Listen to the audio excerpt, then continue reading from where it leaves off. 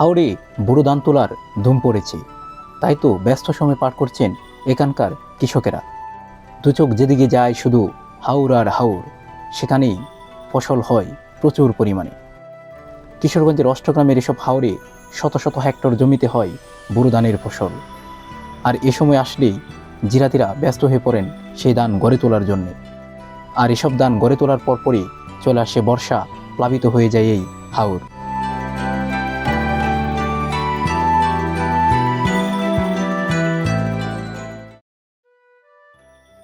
আজকে আমাদের যাত্রা হচ্ছে কিশোরগঞ্জের হাওর অধ্যুষিত অষ্টগ্রামে। তাই আমরা বাজিতপুর উপজেলা হয়ে ছুটে চলেছি ফাটুলি ফেরিঘাটের উদ্দেশ্যে। ফাটুলি ফেরিঘাটে আসলে মন আরও উতলা হয়ে যায়, ব্যাকুল হয়ে যায় এখানকার সৌন্দর্য দেখে। অতঃপর আমরা চলি ফেরিতে করে। ফেরি চলাচলের দৃশ্য আরও চমৎকার, আর ফেরির সাথেই ছুটে চলেছে বিশাল বড় বড় লঞ্চ, স্টিমার। তা দেখতে দেখতে আমরা পৌঁছে যাই ওপারে। ওপার থেকে নামার সাথে সাথে বিশাল ফসলি মাঠ। আর এই রাস্তাটি হচ্ছে 6 মাসের রাস্তা। এই রাস্তা ধরে যেতে যেতেই সামনে গেলেই অষ্টগ্রাম হাওর। যদিও এটাও হাওর, তবে এটা হচ্ছে বাজিতপুরের সীমানা। এখান থেকে আমরা সুন্দরভাবে চলতে চলতে ছুটে চলি অষ্টগ্রামের উদ্দেশ্যে। অষ্টগ্রামে মূলত বুড়ো ধান তোলার বিশাল কর্মব্যস্ততা লক্ষ্য করা যায় বর্তমানে। 6 মাস পানিতে তলিয়ে থাকার পর এসব হাওরে যখন ফসল হয়, আর সে ফসল গড়ে তোলার দৃশ্য খুবই চমৎকার, যা আমরা আজকে দেখতে চলেছি। আর সেই বিশাল হাওরে, জনমানব শূন্য হাওরের মধ্যেখানে রয়েছে জিরাতিগড়। জিরাতিরা এখানে 4 থেকে 6 মাস বসবাস করেন। এসব ধান ফসল ফলানোর জন্য তারা সার্বক্ষণিক এখানে থেকে থেকে ধান ক্ষেতগুলো সুন্দরভাবে পরিচর্যা করেন।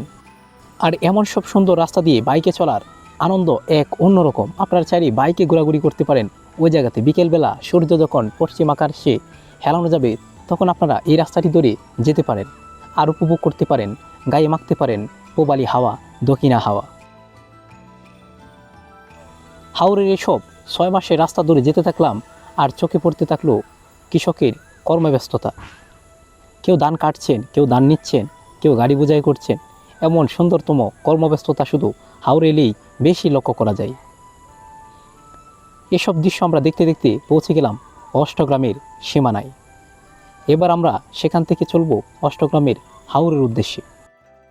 হাওরের জীবন বরাবরই আমাকে মুগ্ধ করে প্রাণবন্ধ। তাই তো আমি বারবার ছুটে যাই হাওরে। সেখানকার কর্মব্যস্ততা বা জীবন প্রণালী তুলে ধরতে আমার ভিডিওতে আমি খুবই স্বাচ্ছন্দ্য বোধ করি। অতঃপর আমরা পৌঁছে গেলাম অষ্টগ্রামের সীমানার মধ্যে। সেখান থেকে ছুটে চলেছি অষ্টগ্রাম 0 পয়েন্টের উদ্দেশ্যে। আর অষ্টগ্রাম 0 পয়েন্ট হয়ে আমরা যাব বিশাল হাওরের মধ্যে। অতঃপর আমরা পৌঁছে গেলাম হাওরের মধ্যেখানে, অর্থাৎ জিরাতিদের গড়ের কাছাকাছি। হাওরের এই অল ওয়েদার রোড গেলেই তার পাশ দিয়েই নামার জায়গা রয়েছে হাওরের মধ্যেখানে। সেই রাস্তা ধরে আমরা নামতে থাকলাম। আর একটু সামনে গেলে ওই যে দেখা যাচ্ছে বিশাল কর্মব্যস্তময় জিরাতিদের গড়।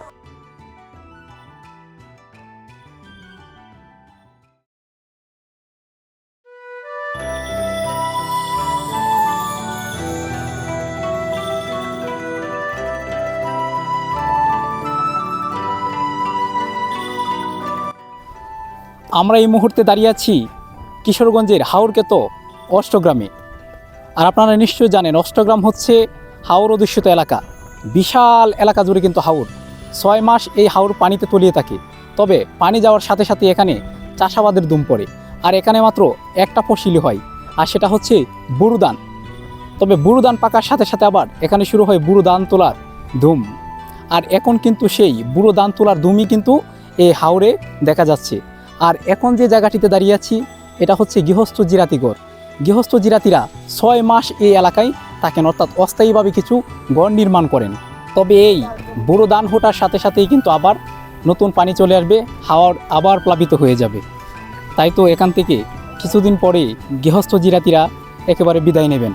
হয়তো আগামী বছর আবার এমন সময় তারা এই জিরাতিগড়ে আবার আসা শুরু করবেন।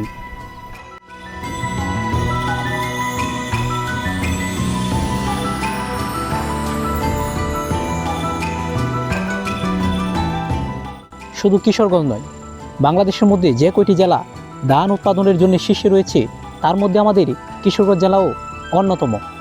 আর কিশোরগঞ্জ জেলার এসব ধান সবচেয়ে বেশি উৎপাদিত হয় কিশোরগঞ্জের হাওর অধ্যুষিত অষ্টগ্রাম মিঠামইন অঞ্চলে।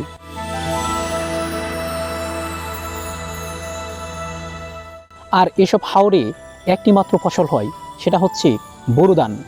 6 মাস তো পানির নিচে থাকে এই অঞ্চল, ফলে একটার বেশি এখানে ফসল উৎপাদন করা সম্ভব হয় না। বর্ষার সময় যখন এই হাওর প্লাবিত হয় তখন পলিমাটির আস্তরণ পড়ে, আর এসব পলিমাটি মাখা মাটিতে ধানের ফলন সবচেয়ে বেশি ভালো হয়। আর হাওরে এবারের ফলন খুবই বাম্পার ফলন হয়েছে বলে জানা যায়। তবে কিছুটা খরচ বেড়েছে কৃষকদের, কারণ হচ্ছে অনাবৃষ্টির কারণে রীতিমতো কৃষকদের যুদ্ধ করতে হয়েছে সেচ দেওয়া নিয়ে।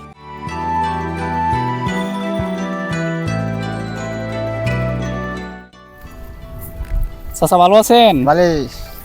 আপনাদের বাসা কোথায়? আমরা বাসায় কিশোরগঞ্জে। কিশোরগঞ্জ। সেওরা কতদিন ধরে এখানে আছেন? কাতি মাছ ধরি। কাতি মাছ ধরে। ধান কেমন হয়েছে? আল্লাহ দিলে বালিশ ভালো হয়েছে। কত মন ধান পাইছেন এখানে? এখানে 2-2.5 মন হইব।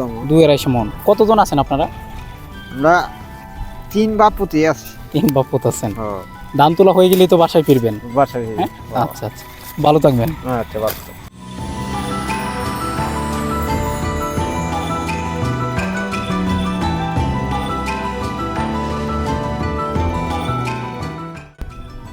আর এখন আমরা আছি, এটাই হচ্ছে গৃহস্থ জিরাতিদের ঘর। জিরাতিরা কিন্তু ভীষণ ব্যস্ত। বুড়ো ধান তোলার জন্যে তারা সারাদিন পরিশ্রম করে যাচ্ছেন। এখানে খাওয়া দাওয়া, ঘুম, উজু গোসল সবই এখানেই হয়। তাই তো তারা মহাব্যস্ত এখন সেই শত শত হেক্টর জমির বুড়ো ধান গড়ে তোলার জন্যে।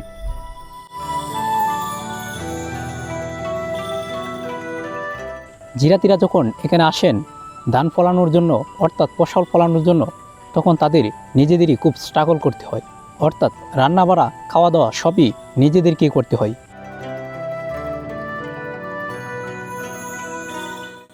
চাচা ভালো আছেন? বালা, আপনি তো বালা।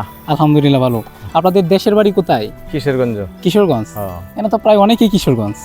করে এমনি যা আছে সব কিশোরগঞ্জ। সব কিশোরগঞ্জ। আচ্ছা, এই যে এই জমিগুলা, এগুলোর মালিকও কি কিশোরগঞ্জ? কিশোরগঞ্জ, অধিকাংশই কিশোরগঞ্জ।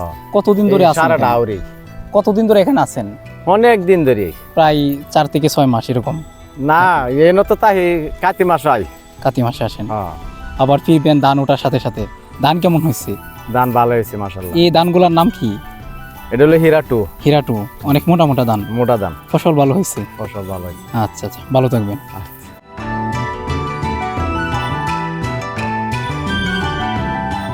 শুধু যে তারা ধান ফলান এখানে তা নয়, তারা সাথে নিয়ে আসেন গরু, মহিষ, ছাগল, হাঁস, মুরগি সবই তারা এখানে নিয়ে আসেন। আর এখানে তারা পশুপালন করেন। ধান তোলার আগ পর্যন্ত তারা আর বাড়িতে ফেরেন না। মাঝে মধ্যে হয়তো কেউ ফেরেন, সেটা হচ্ছে বেড়ানোর স্বার্থে।